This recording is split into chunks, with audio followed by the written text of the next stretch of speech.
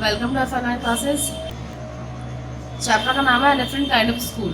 ठीक है, एक विभिन्न प्रकार का स्कूल या विद्यालय। स्कूल तो आप सभी जानते हैं, ठीक है, नॉर्मल स्कूल कैसे होते हैं वो भी आप जानते ही हैं, लेकिन ये जो स्कूल है ये थोड़ा डिफरेंट काइंड है। तो किस तरह से डिफरेंट काइंड का है देखते हैं इसको।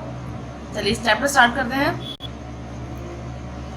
I had heard a great deal about Miss Beam's school, but not till last week did the chance come to visit it. तो अभी जो राइटर हैं, जो ऑथर हैं, जो नरेटर हैं, ये तीनों ही बातें बेटा, तीनों ही वर्ड जो है एक ही इंसान के लिए यूज़ किए जा रहे हैं, यानी जो हमें कहानी सुना रहा है, जिसने ये कहानी लिखी है, जिसने एक्सपीरियंस किया है, ठीक है ना। तो अभी कह रहे हैं कि मैंने जो है मिस बीम के स्कूल के बारे में बहुत सुन रखा था, ठीक है, और अच्छी बातें सुन रखी थी कि उनका स्कूल बहुत अच्छा है, लेकिन पिछले हफ्ते से पहले मुझे मौका ही नहीं मिला उसको देखने का। मिस बीम जो है यानी वहाँ की वो प्रिंसिपल या हेड लेडी हो गई है ना। चलिए तो सेकंड देखते हैं। सेकंड पॉइंट है, when I arrived there was no one inside but a girl of about 12. Her eyes were covered with a bandage and she was being led carefully between the flower beds by a little boy who was about 4 years younger. आप कह रहे हैं कि जब हम वहाँ पहुँचे, कह रहे हैं कि वो बता रहे हैं कि जब मैं वहाँ पहुँचा तो वहाँ पर कोई भी नहीं था, यानी जब मैंने एक नज़र डालकर देखा इनसाइड, यानी एक नज़र डालकर देखा तो दूर दूर तक कोई भी नहीं था सिवाय एक लड़की के। ठीक है, एक लड़की थी जो सिर्फ 12 साल की थी और उसकी जो आँखें थी वो बैंडेज से कवर थी, यानी उसकी आँख पर पट्टी बंधी हुई थी। ठीक है, और उसको जो है बहुत ही ध्यान से एक लड़का फ्लावर बेड्स के पास से होता हुआ लेकर जा रहा था। ठीक है, वो लड़का जो था वो उससे 4 साल छोटा लग रहा था देखने में।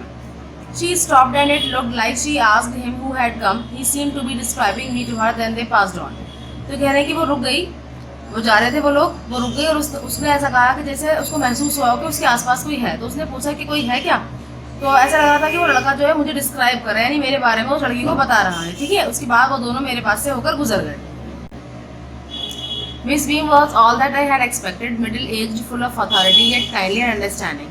Her hair was beginning to turn grey, and she had the kind of plump figure that is likely to be comforting to a homesick child.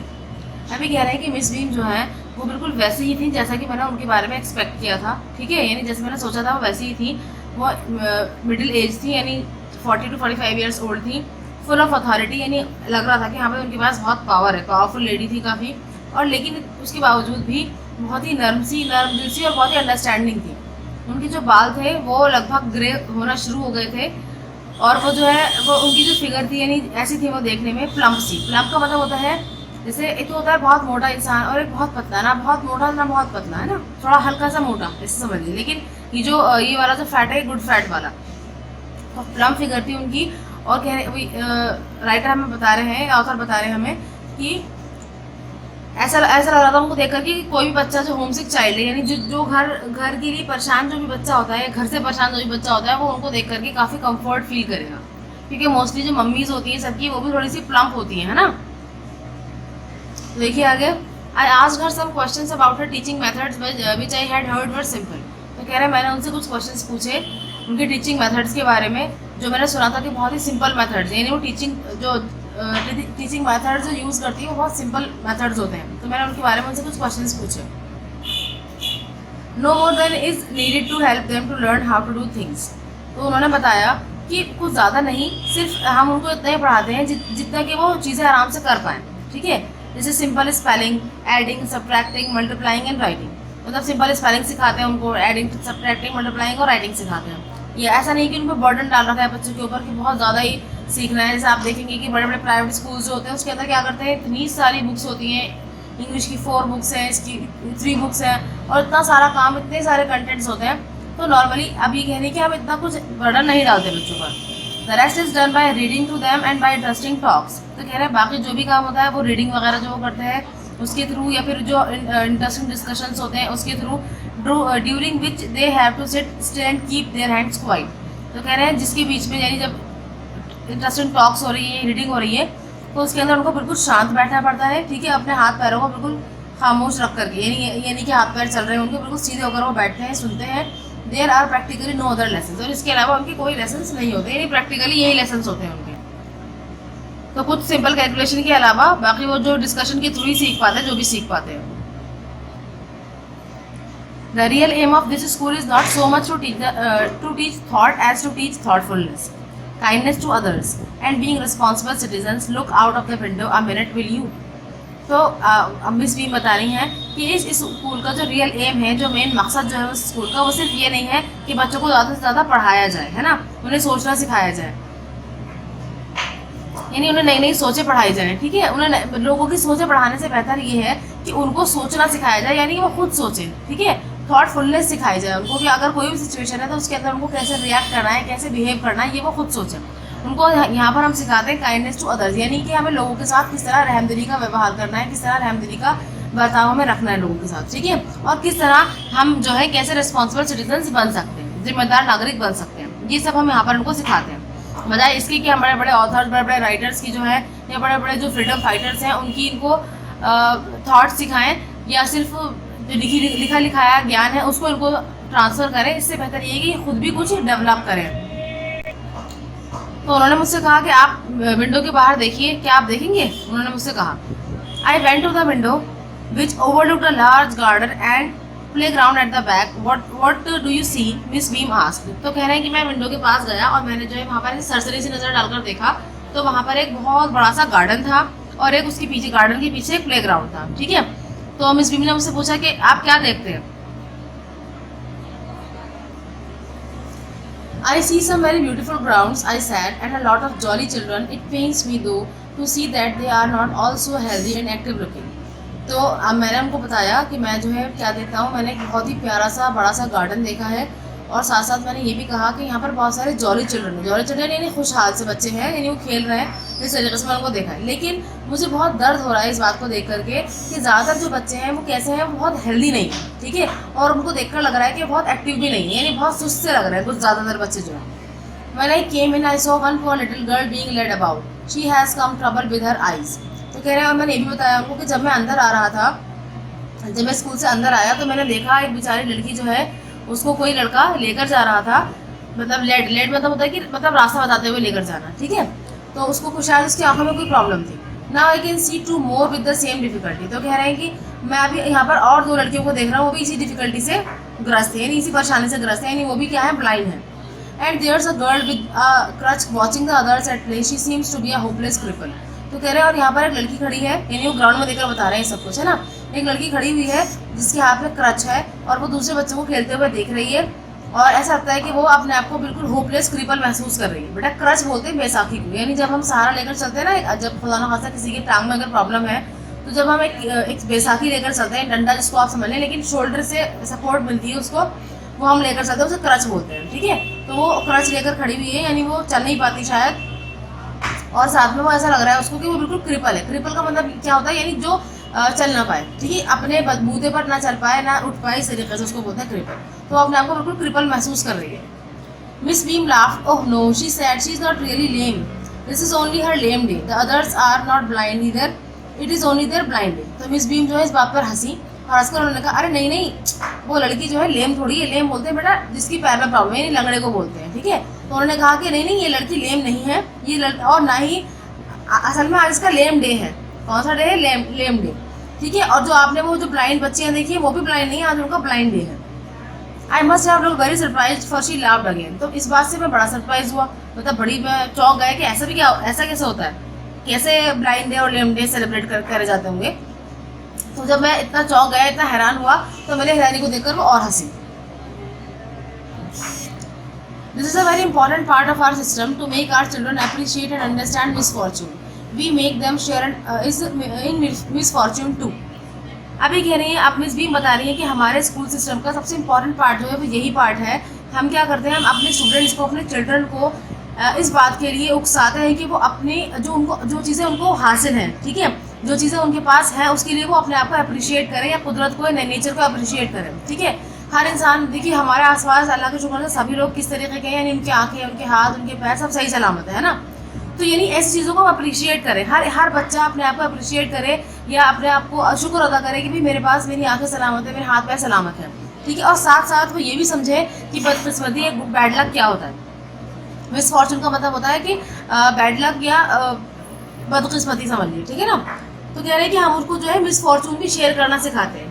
Share करने से क्या मतलब है कि अगर कोई बच्चा ब्लाइंड है, यानी एक्चुअल में अगर कोई ब्लाइंड है तो उसको जाहिर है वही जान सकता है उसकी क्या प्रॉब्लम है, लेकिन जिसके पास आंखें हैं तो वो उसकी प्रॉब्लम नहीं जान सकता। उसके बावजूद भी जो आंखों वाला बच्चा है ना, वो कभी भी शुक्र अदा नहीं करता है ना, कभी भी वो थैंकफुल नहीं होता, हर बार कुछ ना कुछ शिकायतें उसको रहती हैं। तो हम ये सिखाते हैं कि वाकई आप इतने लकी हैं कि आपके सारे बॉडी पार्ट्स प्रॉपर्ली वर्क कर रहे हैं। अगर आप सब पूरी बॉडी आपकी प्रॉपर है, सारे बॉडी पार्ट्स कंप्लीट है आपके अंदर, तो आपको जो है इस बात के लिए अप्रिशिएटेड होना चाहिए, थैंकफुल होना चाहिए गॉड का। और अगर कोई अगर ऐसा है जो मिसफॉर्चून को फेस कर रहा है या उसको कोई प्रॉब्लम है, तो आपको उसके दर्द को भी महसूस करना आना चाहिए। ठीक है, आगे देखिए। Each term, every child has one blind day, one lame day, one deaf day, one injured day and one dumb day.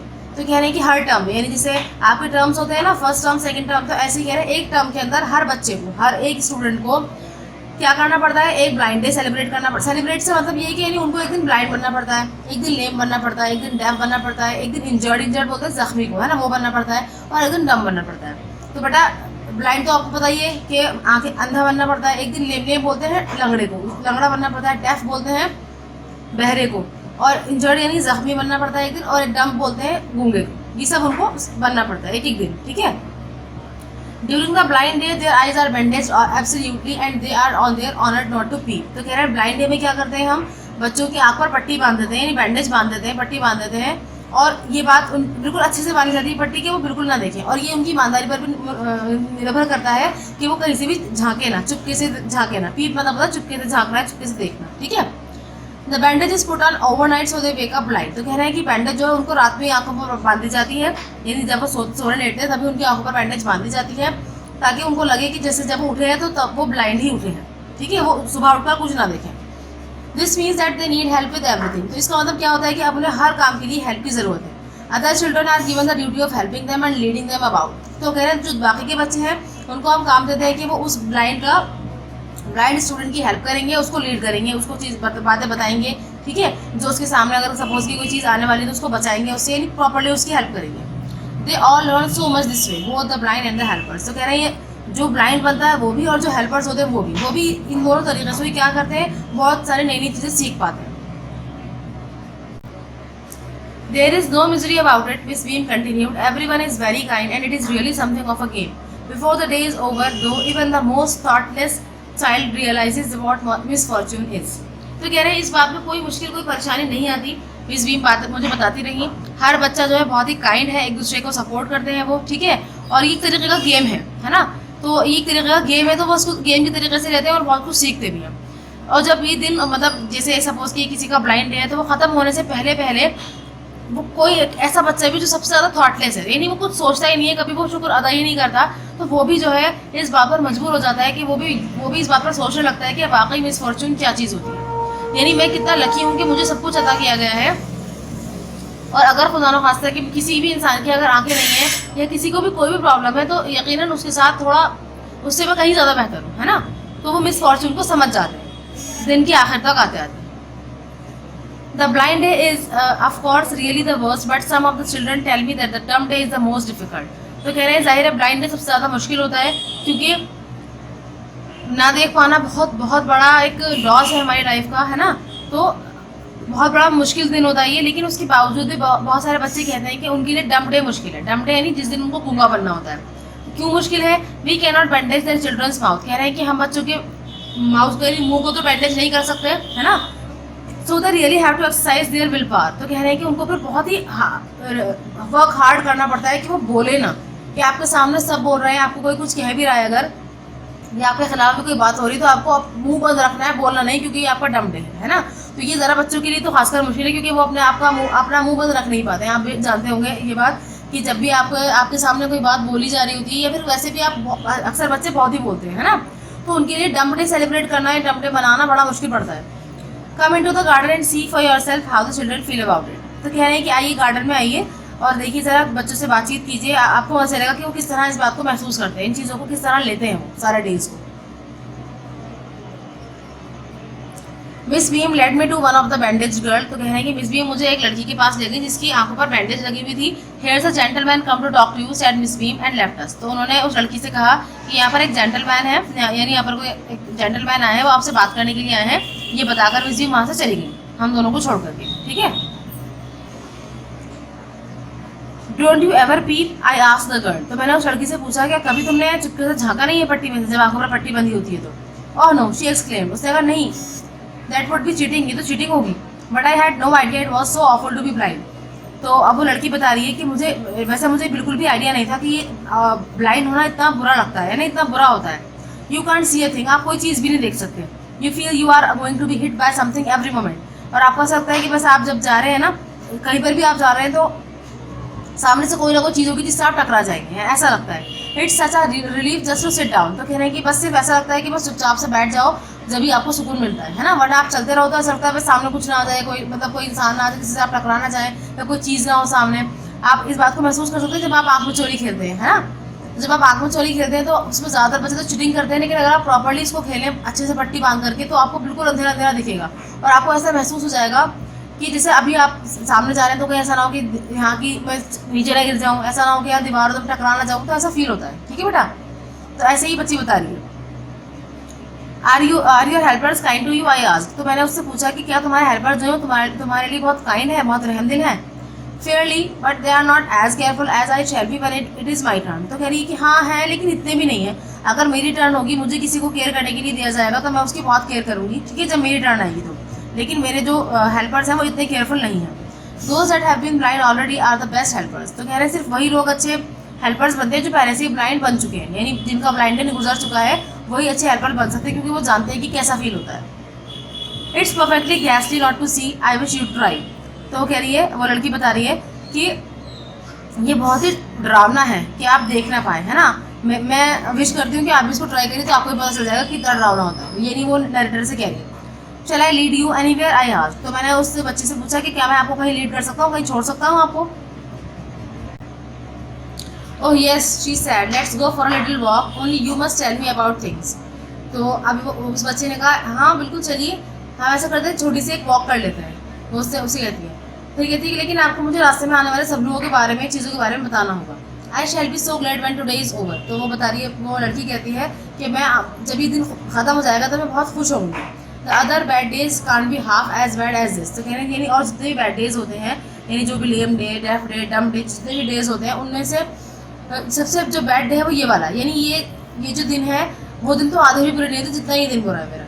Having her leg tied up and hopping about on a crutch is almost fun, I guess, तो कह रही है, वो लड़की बताती है कि आपका एक पैर बंधा हुआ हो और आप जो है क्रच के सहारे पर जंप करें, होप करें, यानी उछल उछल के चलना पड़ता है, तो मुझे लगता है कि ये काफ़ी फन की बात है, यानी काफ़ी मस्ती की बात है मेरे ख्याल से।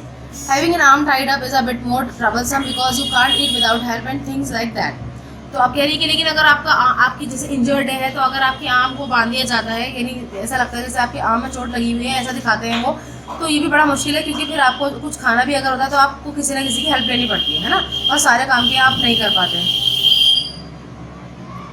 सारे के सारे काम आप जो है वो विदाउट हेल्प नहीं कर पाते हैं। I don't think I will mind being deaf for a day, तो कहती है कि मुझे नहीं लगता कि पूरे दिन के लिए डेफ बनना कोई मुश्किल बात है, एटलीस्ट नॉट मच, लेकिन ज़्यादा मुश्किल तो नहीं डेफ बनना, डेफ यानी बहरा बनना। But being blind is so frightening, my head aches all the time just from worrying that I get hurt, where are we now, तो आप कहती है लेकिन ब्लाइंड बनना ही सबसे ज़्यादा डरावना है, सबसे ज़्यादा खतरनाक है ना, क्योंकि मेरा जो है ना सर दर्द कर रहा है सिर्फ ये सोच कर कि कहीं मैं हर्ट ना जाऊँ, कहीं मेरे चोट ना लग जाए। अब हम कहाँ पर हैं ये पूछती हूँ मुझसे। In the playground I said we are walking towards the house, तो मैंने बताया कि हम प्ले ग्राउंड में हैं और हम एक हाउस की तरफ जा रहे हैं। Miss beam is walking up and down the garden with a tall girl, तो मैंने उस बच्ची को बताया कि मिस बीम जो है वो अप एंड डाउन आ जा रही है गार्डन में एक लंबी सी लड़की के साथ। What is the girl wearing, my little friend asked, तो कह रहे हैं कि मेरी लिटिल फ्रेंड ने मुझसे पूछा कि उस लड़की ने क्या पहन रखा है।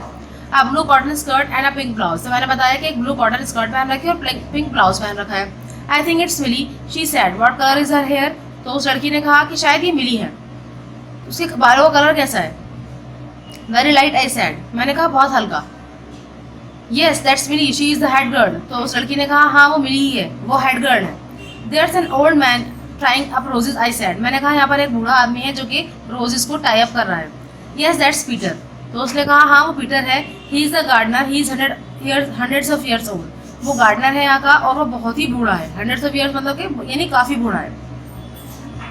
And here comes a girl with curly red hair, she is on crutches, तो फिर मैंने उसको बताया कि यहाँ पर एक लड़की भी आ रही है इस तरफ और उसके कर्ली रेड हेयर्स हैं, यानी लाल लाल बाल है उसके कर्ली, और वो क्रचेस पर है, यानी बैसाखी के सहारे से आ रही है। दैट्स अनीता, शी सेड, उसने कहा कि वो अनीता है। And so we walked on. Gradually, I discovered that I was 10 times more thoughtful than I ever thought I could be.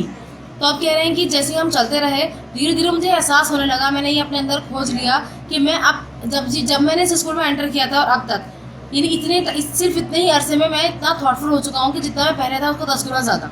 यानी थॉटफुल का मतलब क्या है, यानी हर चीज़ को सोचना, उसके बारे में सोचना, उसके बारे में थोड़ी फिक्र करना, है ना। हम क्या करते हैं, हम कोई फिक्र नहीं करते, हम सिर्फ शिकायतें करते हैं, शिकवे करते हैं कि हमें ये नहीं मिला, हमारे साथ ये नहीं हुआ, हमें ये चाहिए था, ये सब करते रहते हैं ना। तो अब ये राइटर हमें बता रहे हैं कि अब जो है मैं 10 गुना ज़्यादा थॉटफुल हो चुका हूँ पहले की कंपैरिजन में।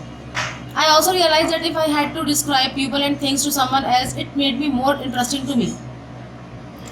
तो अब कह रहे हैं कि मुझे ये भी रियलाइज़ हो गया है कि अगर मैं लोगों को दूसरों के लिए डिस्क्राइब करूँ तो शायद वो जो लोग जिन्हें मैं देख रहा हूँ मेरे लिए बहुत इंटरेस्टिंग हो जाए। When I finally had to leave, I told Miss Beam that I was very sorry to go. तो जब मैं वहाँ से निकलने वाला था, यानी सबसे मिलकर निकलने वाला था, तो मैंने मिस बीम से कहा कि आई एम सॉरी, मैं यहाँ से जाना नहीं चाहता हूँ, लेकिन मुझे जाना पड़ेगा। She replied then there is something in my system after all. तो मैंने कहा इसका मतलब ये हुआ कि मेरे सिस्टम में वाकई कोई ऐसी बात है जो आपको पसंद आई है, जिसकी वजह से आप यहीं रहना चाहते हैं। बड़ा ही चैप्टर ख़त्म हो गया है आपका, ठीक है। ये ईवी ल्यूकस की कहानी है जो एब्रिज एंड सिंप्लीफाइड है। एब्रिज का मतलब क्या होता है, यानी बड़ी सी कहानी थी, इसको छोटा करा गया है, ठीक है ना। और इसके अंदर डिफिकल्ट वर्ड्स थे तो उनको सिंप्लीफाई करके लिखा गया है, यानी आसान करके लिखा गया है। देखिए बेटा, बहुत ही अच्छा सिस्टम है ये कि क्या होता है, जब भी हमारे पास जब भी कोई चीज़, सारी चीज़ें जब हमें अवेलेबल हो जाती हैं तो हमें ना उनकी कदर खो जाती है, हम उसकी कदर नहीं कर पाते हैं, है ना। तो इस तरह हम क्या करते हैं, सपोज कि अगर इनका ब्लाइंड डे है, अगर इनका लेम डे है, तो ये एहसास कर पाएंगे कि देखिए हम कितने परफेक्ट हैं कि हमें पूरा बनाया गया है। ये सपोज, और वो लोग जो परफेक्ट नहीं है उसके बावजूद भी वो इतने थैंकलेस नहीं होते जितने कि हम हैं, और फिर हम उनका मजाक भी नहीं उड़ाते, हम समझ पाते हैं उनकी परेशानियों को, उनकी मदद करते हैं जहाँ तक हो सकता है। तो ये बहुत अच्छा सिस्टम है। और प्लस जब हमारे सेंसेस इन्वॉल्व होते हैं चीज़ों में तो हम उसको अच्छे से सीख पाते हैं, और जो चीज़ें हम लर्निंग बाय डूइंग सीखते हैं, यानी कर सीखते हैं, तो वो हमें लॉन्ग टाइम तक याद रहती है, ठीक है। तो ये काफ़ी अच्छा सिस्टम है इनके स्कूल का, और आपके लिए भी मैं बता रही हूँ, और इवन मैं भी अपने लिए भी कह रही हूँ कि हमें जो है थैंकफुल होना चाहिए गॉड के लिए कि उसने हमें बहुत अच्छा बनाया है, और हम अपनी केयर भी करें कि हम हमेशा अच्छे ही रहें, ठीक है। और सपोज़ कि कोई इंसान ऐसा है जिसको मिस फॉर्चून का सामना करना पड़ रहा है, तो बजाय उसके कि उसका मजाक उड़ाएं, उसके लिए परेशानियाँ खड़ी करें, उसके लिए हमें आसानियाँ करनी चाहिए, ठीक है।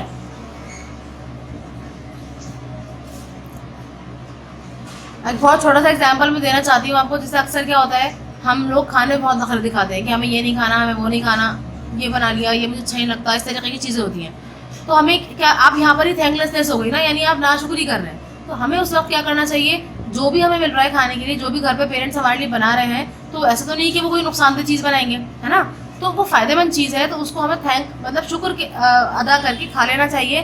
दुनिया में ऐसे ही बहुत सारे लोग हैं कि जिनके पास खाने के लिए नहीं है, ठीक है। और ऐसे भी लोग हैं खाने के लिए है तो उनके पास दांत नहीं है, और ऐसा नहीं कि वो दांत बूढ़ों के पास नहीं होते, दांत जवानों के पास भी नहीं होते हैं। तो जब इंसान के पास दांत ही नहीं है तो वो कैसे खाएगा, नहीं खा पाएगा ना।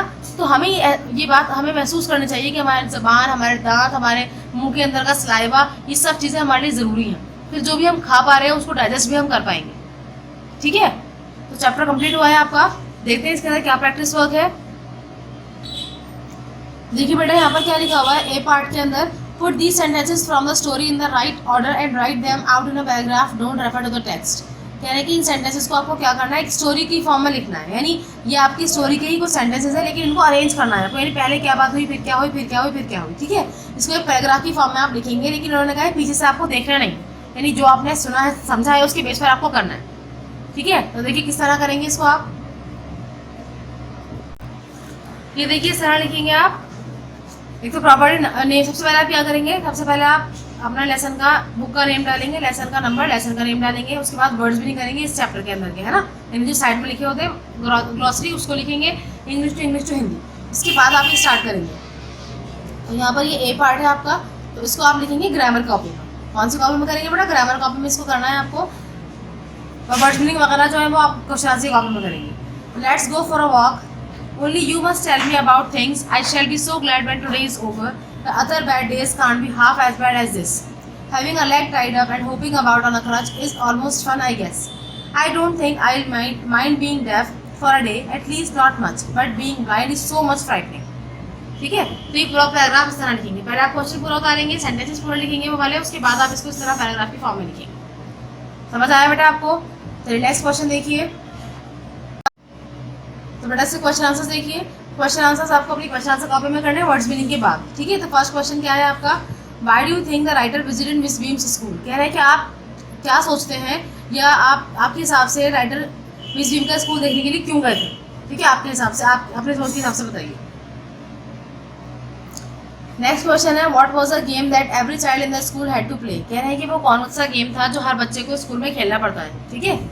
थर्ड है, each term every child has one blind day, one lame day and so on, complete the line which day was the hardest, why it was the hardest. तो कह रहे हैं कि हर टर्म से पहले हर टर्म में हर बच्चे को जो है एक ब्लाइंड डे, एक लेम डे और इसके अलावा जो भी डेज है वो यहाँ आपको लिखने हैं पूरे, कंप्लीट द लाइन करने के लिए कह रहे हैं। और कह रहे हैं कि सबसे ज़्यादा हार्डेस्ट दिन जो है वो कौन सा वाला है और आपको क्यों लगता है कि वो हार्डेस्ट है, ठीक है। और फोर्थ क्वेश्चन है आपका, what was the purpose of these special days. कह रहे हैं कि आपके हिसाब से इन स्पेशल डेज का क्या पर्पस है, क्या मकसद है, क्यों सेलिब्रेट करवाए जाते हैं बच्चों को इस डेज स्कूल में। तो बेटा फर्स्ट क्वेश्चन का आंसर है, फर्स्ट क्वेश्चन क्या था हमारा कि वो मिलने क्यों गए थे मिस बीम की स्कूल, है ना। तो अब यहाँ पर देखिए, the writer had heard much about Miss Beam's new teaching method, so he visited her school to see the new playway method personally. तो कह रहे हैं राइटर ने जो है मिस बीम की न्यू टीचिंग मेथड्स के बारे में बहुत कुछ सुन रखा था, तो इसलिए जो है वो वहाँ पर खुद ही देखने गए थे पर्सनली कि उनके जो न्यू टीचिंग मेथड है, प्लेवे मेथड्स हैं, वो क्या क्या है, ठीक है। नेक्स्ट देखिए, नेक्स्ट क्वेश्चन में क्या पूछा है उन्होंने कि हर बच्चे को जो है कौन कौन से दिन सेलिब्रेट यानी कौन कौन से दिन के लिए रोल प्ले करना पड़ता है, ठीक है। Every child in the school had to play the role of being blind, deaf, dumb, injured and lame once in a term, it was a sort of game and training. तो कह रहे हैं हर बच्चे को स्कूल में एक role play करना पड़ता है, ब्लाइंड होने का, डेफ होने का, डम्ब होने का, इंजर्ड और लेम होने का, ठीक है। कम से कम एक टर्म में सारी टर्म्स जो है वो एक बार आती है एक टर्म में। तो कह रहे हैं कि ये जो एक तरीका है बच्चों को गेम में इन्वॉल्व करने का, साथ साथ कुछ ट्रेनिंग देने का भी, ठीक है।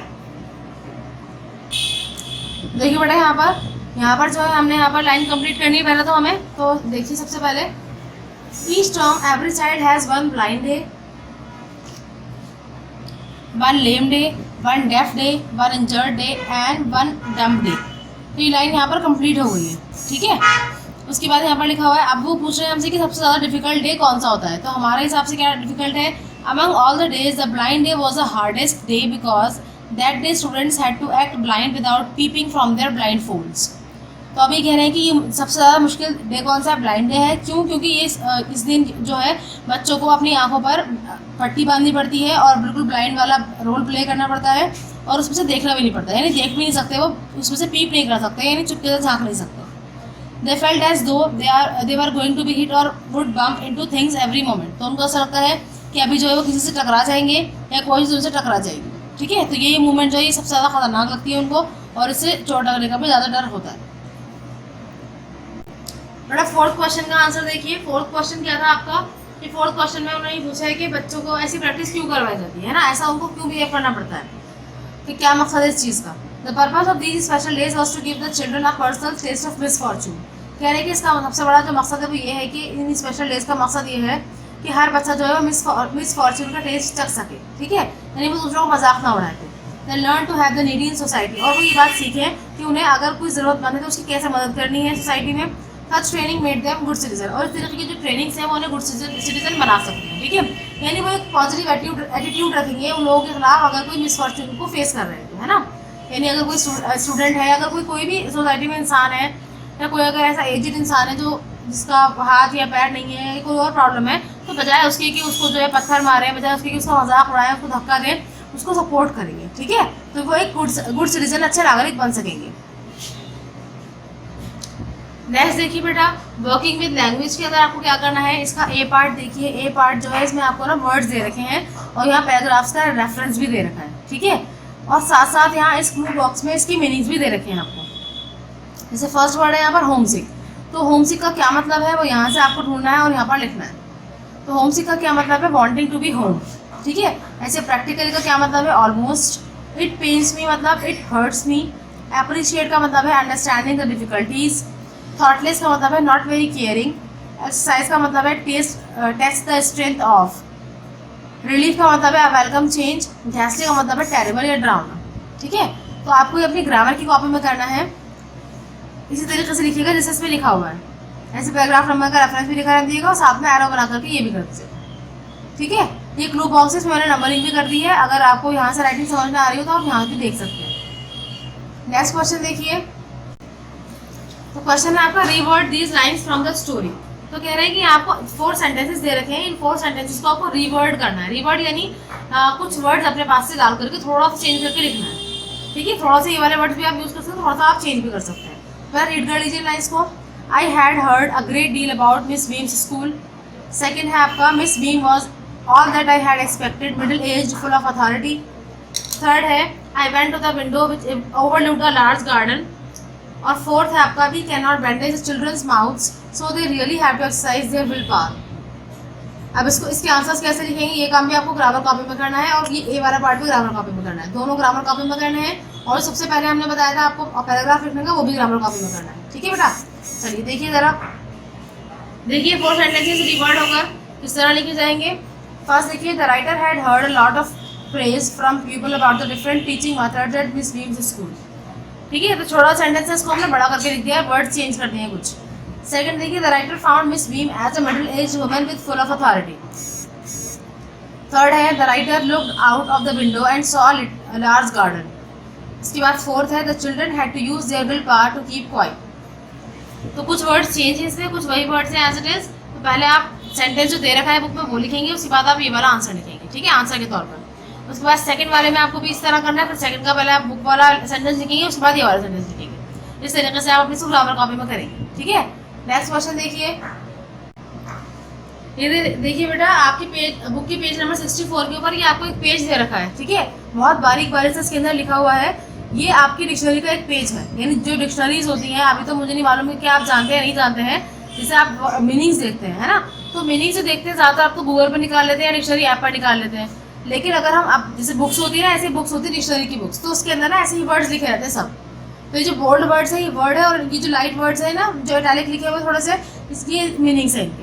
ठीक है, तो इस बेस पर आपसे कुछ क्वेश्चंस पूछे गए हैं। क्या क्वेश्चंस है,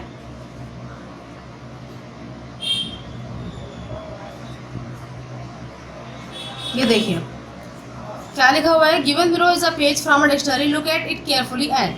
कह रहे हैं कि पेज जो है ये आपको डिक्शनरी का दे रखा है, इसको बहुत ध्यान से देखिए। और फर्स्ट क्वेश्चन है आपका, find a word which means the same as घैसली, write down the word and its 2 meanings. कह रहे हैं कि आपको एक ऐसा वर्ड निकालना है जो घैसली से मिलता जुलता है, यानी जिसका जो मीनिंग है वो घैसली है। ठीक है, एक घैसली का मतलब होता है ड्राउना, तो ऐसे ही कोई वर्ड हो जिसका मतलब ड्राउना होता है, और उससे रिलेटेड आपको 2 वर्ड मीनिंग और निकालने इसी पेज में से। ठीक है, उसके बाद सेकंड कहते हैं कि find a word meaning a part of the school year.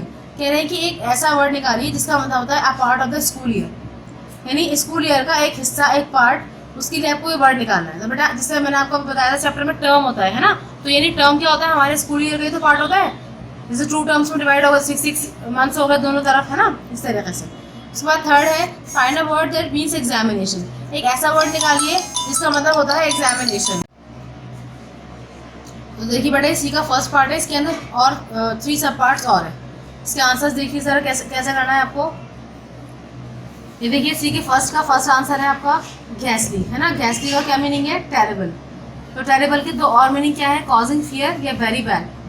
ठीक है बेटा, चलिए सेकंड देखिए, वो पूछ रहे थे आपसे कि स्कूल के a part of school year, तो उसको हम बोलते हैं टर्म। ठीक है, इसके और 2 मीनिंग क्या है, a fix length of time, ये कह सकते हैं आप इसको, या फिर a part of the school year कह सकते हैं।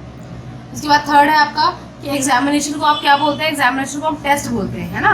तो टेस्ट की क्या मीनिंग्स हो सकते हैं, और to look at something to see if it is correct और will work properly, to ask some questions. तो कह रहे हैं कि हम किसी भी टेस्ट को मतलब ये होता है कि सेंस होता है इसका कि आप किसी भी चीज़ को देखें कि वो प्रॉपरली करेक्टली काम कर रही है या नहीं। ठीक है, और या फिर आज क्वेश्चंस पूछना, जैसे आपसे पूछ जाते हैं क्वेश्चंस एग्जाम में क्वेश्चन पेपर के थ्रू, तो इस तरीके से ये इसकी मीनिंग्स है। अब सी का सेकंड देखिए, सेकंड का फर्स्ट पार्ट है बेटा आपका, all the words on the page plus any more that they can think of that begin with TRR। कह रहे हैं 10 से स्टार्ट होने वाले आपको कुछ वर्ड्स दिख रहे हैं जो इस पेज पर दे रखे हैं, ये डिक्शनरी वाले, इस वाले पेज पर, डिक्शनरी वाले पर, या इसके अलावा आप अपने पास से भी लिख सकते हैं। ठीक है, सेकंड क्वेश्चन में कह रहे हैं कि 5 words that may follow the last word on the page that, कह रहे हैं दैट के बाद जो 5 वर्ड्स आए हैं वो वर्ड दिख रहे हैं आपको। उसके बाद ये कह रहे हैं कि write down your own meaning of the word thank, then write down the meaning given in the dictionary. तो कह रहे हैं कि आपको थैंक की मीनिंग लिखनी है अपने वर्ड्स में और उसके बाद उसको लिखना है डिक्शनरी के पेज के हिसाब से, ठीक है। देखिए ज़रा, टेर से स्टार्ट होने वाला वर्ड देखिए बेटा, terrace, terrible, terribly, territory, terrify, terror, terrain, है ना, टेरेन। ये ट्रेन नहीं है, ये दूसरा वाला वर्ड बेटा, है ना। तो ये देखिए कुछ वर्ड्स तो आपको दे रखे हैं डिक्शनरी वाले पेज पर, कुछ मैंने अपने पास से लिख दिया। उसके बाद देखिए नेक्स्ट वर्ड क्या है, दैट के बाद वाले जो वर्ड्स हैं वो है शो, गिवन, आफ्टर, ब्रिंग, सच, बिफोर।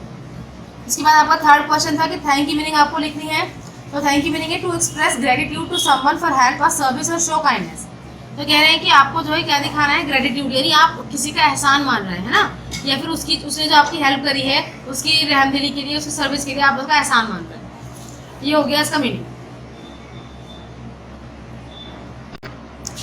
बेटा लास्ट में एक पोएम है आपकी, ये सिर्फ आपको रीड करनी है, ठीक है। इसमें ऐसा कुछ मतलब काम करने के लिए नहीं है, कोई भी ऐसा मतलब प्रैक्टिस वर्क नहीं है, पढ़ लीजिए एक बार।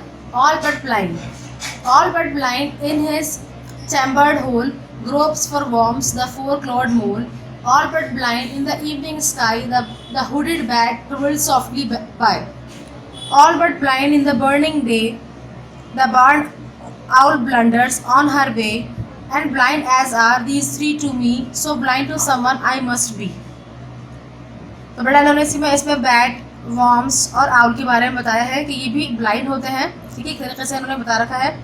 कौन है इसकी जो पोएट है वो है वॉल्टर डी ला मेयर। ये सिर्फ रीडिंग के लिए थी। तो चैप्टर कंप्लीट हो गया है आपका। आपको समझ में आया होगा, इंटरेस्टिंग लगा होगा। So thank you, thanks for watching, Allah हाफिज़।